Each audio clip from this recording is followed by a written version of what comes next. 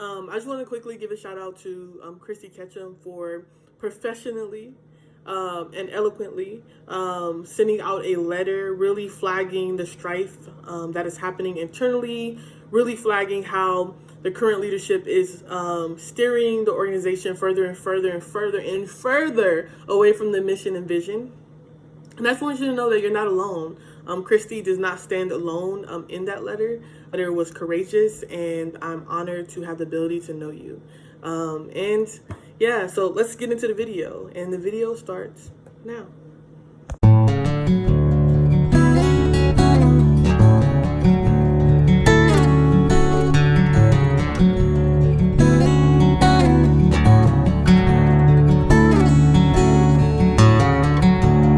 As a member, staff at California Connection poured into me in ways I had never been poured into.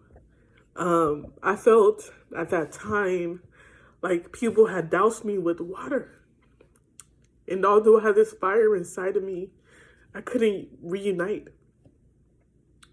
And it was the Kates, it was the Kennys, it was the Darrens, it was the Choys, it was the Zaras, it was the Tiffanys, it was the Christies, it was so many other patient,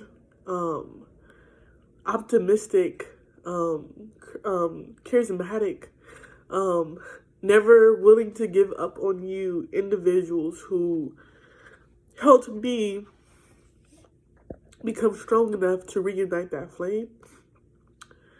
And I transitioned into my former staff role because I wanted to show others that it doesn't matter how beat down you were, it doesn't matter how many times you were shut down, you were silenced, you were strangled. Like, it doesn't matter how many times, X, Y, and Z happened.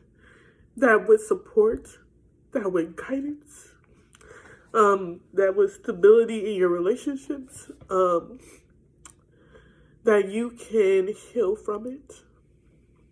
And so I wrote this poem really capturing my sentiment of how I'm feeling.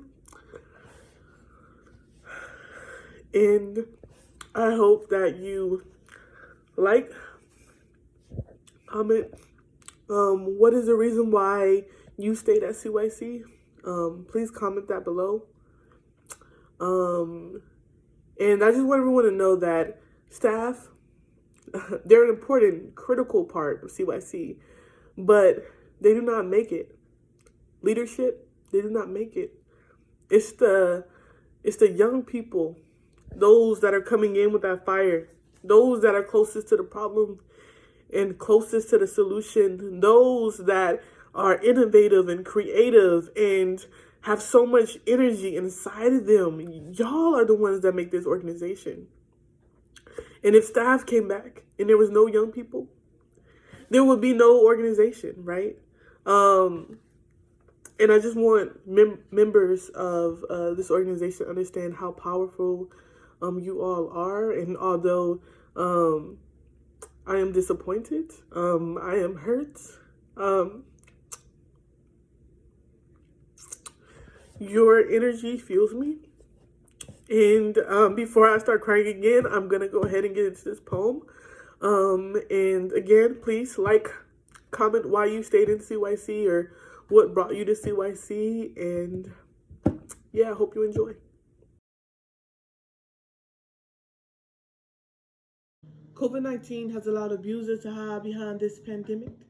The most vulnerable are the most affected in these moments. Imagine a place of sanctity and advocacy is stripped away in moments where it is needed. I feel defeated.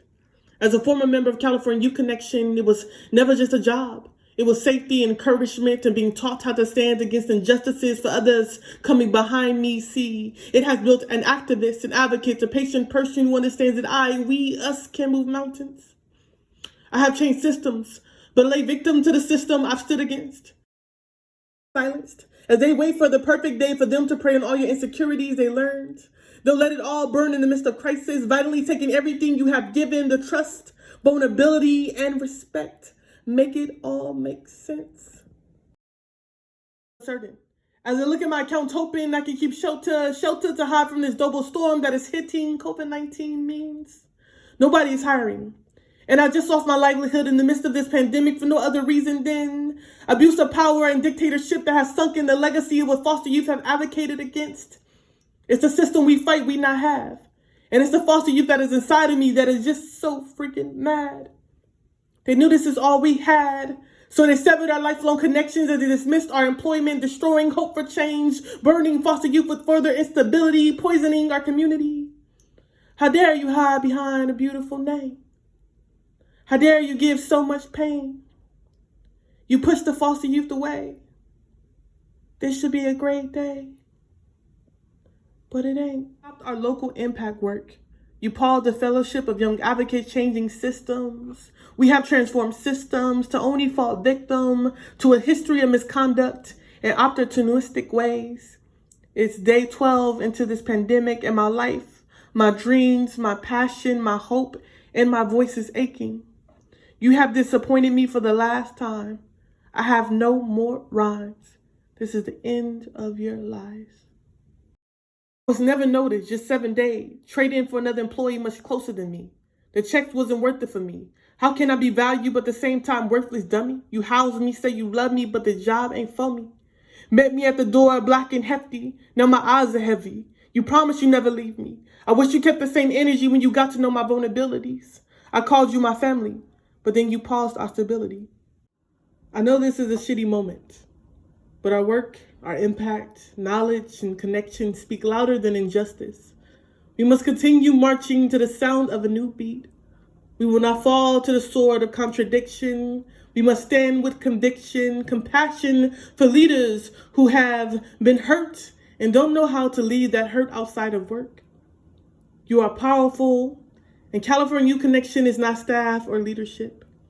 It's the foster youth who bring life to its mission and vision. And we upheld it to our fullest.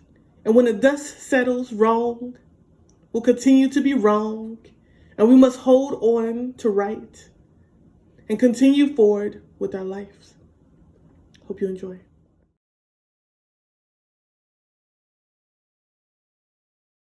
I just wanted to get on camera and show that I'm not crying. You go through a mourning stage. This is not just a job. It's not an unfortunate event that happened during a pandemic. It's not something that just happened during a healthcare crisis. It's not something that, was just never notified of us. It's so much deeper than that. I'm so connected to it.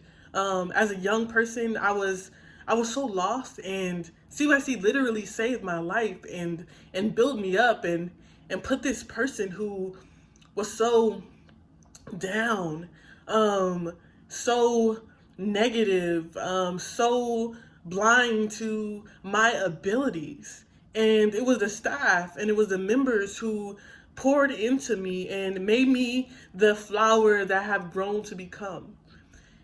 And the reason why I decided to work for CYC wasn't because of, the pay. It wasn't because they're the only organization that was going to hire me or something like that. It was because of the foundation that it was built on, and because of the relationships that was formed. It was because of the work that was being done and all the intentionality that was put into it. It was because of the restorative justice. It was because of the ability to give me back my voice and give others back their voice. It was because of all those things why I joined CYC. And quickly, I learned that the things that are being done externally are being lit on fire internally. And, that makes me really sad. It makes me, the advocate in me, want to be like, I want to change this system. I want to change this system. And I'm learning that you cannot change people who think that they are right. You cannot change people who have this false ideology that the things that they're doing is in the best interest of the overall organization, of the overall membership, X, Y, and Z. You can't change others' minds. And I think that's the biggest thing that has been a challenge for system reform, on a county level, on a statewide level, on a federal level, is because the people that are in positions do not understand, do not want to understand, and will not change. And once you come to that sad reality, you can only do this: wish them the best, send them love, hope that they deal with their trauma, hope that they go to a therapist,